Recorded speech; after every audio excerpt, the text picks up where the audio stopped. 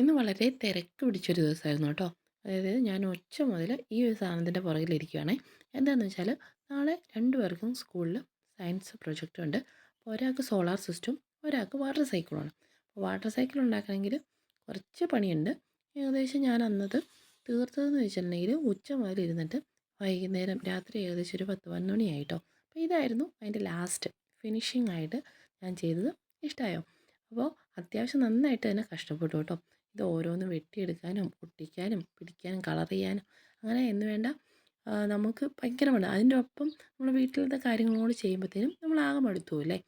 പിന്നെ എന്താണെന്ന് വെച്ചിട്ടുണ്ടെങ്കിൽ കൊച്ചാണെങ്കിലും പറഞ്ഞിട്ടുണ്ടെങ്കിലും ഇങ്ങനെ എന്താ പറയുക ഓടി കളിച്ചുകൊണ്ടിരിക്കും. ഇപ്പോൾ മുറ്റത്തൊക്കെ ആണെങ്കിലും ഭയങ്കര ചൂടാണ്. ചൂടത്ത് നിന്ന് കയറാൻ പറഞ്ഞിട്ടുണ്ടെങ്കിൽ കാണിക്കുന്ന കാട്ടായമാണ് കേട്ടോ ഇതൊക്കെ. തേങ്ങ എടുത്തുകൊണ്ട് പോയി ഓടി നിൽക്കുന്നു, അല്ലെങ്കിൽ ചിലപ്പോൾ പൂച്ചയുടെ പുറകെ നിൽക്കുന്നു. അപ്പോൾ പൂച്ചയെന്ന് വെച്ചാൽ നമ്മൾ വളർത്തുന്നൊന്നുമല്ല, ചെറിയൊരു പൂച്ചക്കുട്ടി. അതായത് നേരത്തെ ഇവിടെ ഉണ്ടായിരുന്നതായിരുന്നു. അപ്പോൾ ആ പൂച്ചേനെ അതിൻ്റെ അമ്മ ഇട്ടിട്ട് പോയി. അപ്പോൾ ഞങ്ങളിതിന് ചെറുതായിട്ട് തീറ്റയൊക്കെ കൊടുത്ത് അതിനെ അധികം അതിനെ അടുപ്പിക്കില്ല, എങ്കിലും പുറത്ത് കൊണ്ടുപോയി തീറ്റയൊക്കെ കൊടുക്കും. വീടിൻ്റെ ഉള്ളിലോട്ടൊന്നും കയറ്റില്ല കേട്ടോ. പൂച്ചേനെ കാണുമ്പോഴത്തേനും മുന്നോട്ട് ഇങ്ങനെ മിത്തുകൂട്ടി ഓടി പൂച്ചേനെ ചിലപ്പം ഇത് വെച്ചിട്ട് എറിയാനും അങ്ങനെയൊക്കെ ഓടുവേ. അതുപോലെ തന്നെ ഇതിനെ ഭക്ഷണം കൊടുക്കുന്ന കാര്യം എന്ന് വെച്ചിട്ടുണ്ടെങ്കിൽ ഭയങ്കര ബുദ്ധിമുട്ടാണ്. ഒരിക്കലും കഴിക്കില്ല, അല്ലെങ്കിൽ ഒട്ടും കഴിക്കാൻ ഭയങ്കര ബുദ്ധിമുട്ടാട്ടോ. ഇങ്ങനെ വായിൽ ഇങ്ങനെ വെച്ചുകൊണ്ടിരിക്കുക. അതൊക്കെയാണ് ഏറ്റവും കൂടുതൽ സമയം നമുക്ക് വീടുകളിൽ പോകുന്നത്. പിന്നെ വീട്ടിൽ അടിച്ചു പറിക്കാനും പിന്നെ അടിച്ച് തുടയ്ക്കാനൊക്കെ ഉണ്ടായിരുന്നു. അപ്പോൾ തുടയൊക്കെ കഴിഞ്ഞ് ഞാൻ മുറ്റത്തോട്ട് ഇറങ്ങിയപ്പോഴാണ് ഇതിൻ്റെ അവിടെ ഇതുണ്ടോ, അത് മാനാണ് കേട്ടോ. നിങ്ങൾ കാണുന്നുണ്ടോ? ഈ മാന് മേലെ കാടിൻ്റെ ആ ഭാഗത്ത് നിന്ന് വന്നതാണേ. അപ്പോൾ ഏകദേശം ഇപ്പോൾ ഈ സമയം ഒരു 4 മണിയൊക്കെ ആയിട്ടോ. അപ്പോഴാണ് ഞാൻ പിള്ളേർക്ക് എന്തെങ്കിലും ഉണ്ടാക്കണ്ടേ, ഒരു സ്കൂൾ വിട്ട് വരുമ്പോഴത്തേനും എന്തെങ്കിലും ഉണ്ടാക്കാമെന്ന് വിചാരിച്ചിട്ട് വേഗം അടുക്കള കയറി. അപ്പോൾ നമുക്ക് മുന്നിൽ മത്തങ്ങ ഇരിപ്പുണ്ടായിരുന്നേ.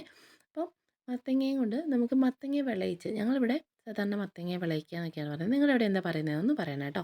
അപ്പം മത്തങ്ങ ഇങ്ങനെ വിളയിക്കാമെന്ന് വിചാരിച്ചു. അത്യാവശ്യം നല്ല മൂത്ത്, അതായത് ഇതിൻ്റെ കളറൊക്കെ നല്ല മഞ്ഞ, ആ ഒരു ഓറഞ്ച് മഞ്ഞ ആ ഒരു കളറിലേക്ക് വന്നതാണേ. അപ്പോൾ നല്ല മൂത്ത മത്തങ്ങ കിട്ടി, നാടൻ മത്തനാണ് കേട്ടോ. അപ്പോൾ കടയിൽ കഴിഞ്ഞ ദിവസം ചേച്ചി കൊണ്ട് തന്നതായിരുന്നു. അപ്പോൾ നല്ലൊരു മത്തനാണെന്ന് വിചാരിച്ച് എന്തായാലും നമുക്ക് മത്തങ്ങ വിളയിക്കാമെന്ന് വിചാരിച്ചു. അപ്പം ആദ്യമേ തന്നെ ഇത് മത്തങ്ങ വിളയിക്കാൻ വേണ്ടി നമ്മൾ അതിൻ്റെ ഉള്ളിലത്തെ ആ കുരുവൊക്കെ എടുത്ത് മാറ്റിയിട്ട് നന്നായിട്ട് ഇത് ചെത്തി വൃത്തിയാക്കിയിട്ട് കഴുകിയെടുക്കണം കേട്ടോ. നല്ല രീതിയിൽ കട്ട് ചെയ്യണേ. അപ്പോൾ മത്തങ്ങയുടെ ഗുണങ്ങൾ നമ്മൾ പിള്ളേർ കഴിക്കുകയാണെങ്കിൽ ഏറ്റവും നല്ലതാണ്. അപ്പോൾ നല്ല രീതിയിൽ നമുക്ക് മത്തങ്ങ വിളയിച്ചെടുക്കാൻ പറ്റുകയാണെങ്കിലും നല്ലതാണ്. പിള്ളേർക്ക് ഒത്തിരി ഇഷ്ടമാണ്. അപ്പം ഇതുപോലെ പിന്നെ ചിലർ പറയും ഇതുകൊണ്ട് നമുക്കെന്ന് പറഞ്ഞിട്ടുള്ള പലഹാരം ഉണ്ടാക്കാൻ നമുക്ക് കേട്ടോ. എനിക്കറിയില്ല, അറിയാവുന്നവരൊന്ന് കമൻറ്റ് ചെയ്യണം കേട്ടോ. അപ്പം ഞാനിതെന്തായാലും നന്നായിട്ട് നമ്മൾ ക്ലീൻ ചെയ്തിട്ട് നമുക്കിതൊന്ന് വേഗം കട്ട് ചെയ്തെടുക്കാവേ. ഇനി ഇതിലേക്ക് 1-2 സാധനങ്ങൾ ചേർക്കണം കേട്ടോ.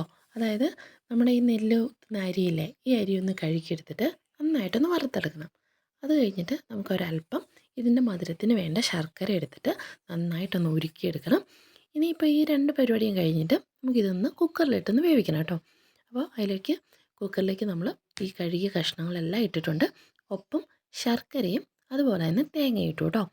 ഇനി ഇതിലേക്ക് ഇട്ട് കൊടുക്കേണ്ടത് കുറച്ച് പഞ്ചസാരയിൽ ഏലക്ക പൊടിച്ചതും കൂടെ ഇട്ടിട്ട് നന്നായിട്ട് അടച്ചു വെച്ച് ഒരു 2 വിസിൽ വരുന്നിടം വരെ വേവിച്ചെടുക്കുക.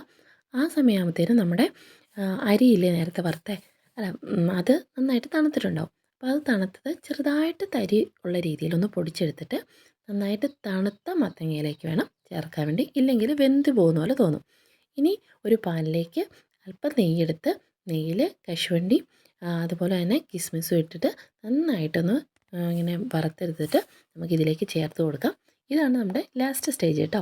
അപ്പോൾ നല്ല രീതിയിൽ നല്ല എന്താ പറയുക, ശരിക്കും ഹൽവ പോലെ ആ ഒരു രീതിയിൽ നമുക്ക് കിട്ടും. അത് കഴിഞ്ഞിട്ട് ഞാൻ ഏകദേശം പിന്നെ ആ പരിപാടിയൊക്കെ കഴിഞ്ഞ് അവർക്ക് ഭക്ഷണമൊക്കെ കൊടുത്ത് പിന്നെ നമുക്ക് ഇതിൻ്റെ പുറകെ തുടങ്ങി കേട്ടോ. അപ്പോൾ ഏകദേശം ഒരു 10-12 മണിയൊക്കെ ആയപ്പോഴത്തേക്കും ഇത് ഞാൻ ഫിനിഷ് ചെയ്തു. എന്നിട്ടാണ് ഞാൻ കിടന്നത് കേട്ടോ. അതിനിടയ്ക്ക് അവർക്ക് ഭക്ഷണം കൊടുക്കലും കാര്യങ്ങളൊക്കെ മുറയ്ക്ക് നടക്കുന്നുണ്ട് കേട്ടോ. അപ്പോൾ ഇത്രയാണ് ഇന്നത്തെ വീഡിയോ. ഇതായിരുന്നു ഇവരുടെ പ്രോജക്റ്റ്. അതുപോലെ തന്നെ നമ്മളിങ്ങനെ പിള്ളേർക്കൊക്കെ ഇങ്ങനെ ഉണ്ടാക്കി കൊടുക്കുന്നത് എനിക്ക് ഭയങ്കര ഇഷ്ടമാണേ. അപ്പോൾ നിങ്ങൾക്ക് ഇഷ്ടമാണെന്ന് വിചാരിക്കുന്നു. വീഡിയോ ഇഷ്ടപ്പെട്ടിട്ടുണ്ടെങ്കിൽ നിങ്ങളുടെ കമൻറ്റുകൾ അറിയിക്കാം. അടുത്ത വീഡിയോ ആയിട്ട് വരാം.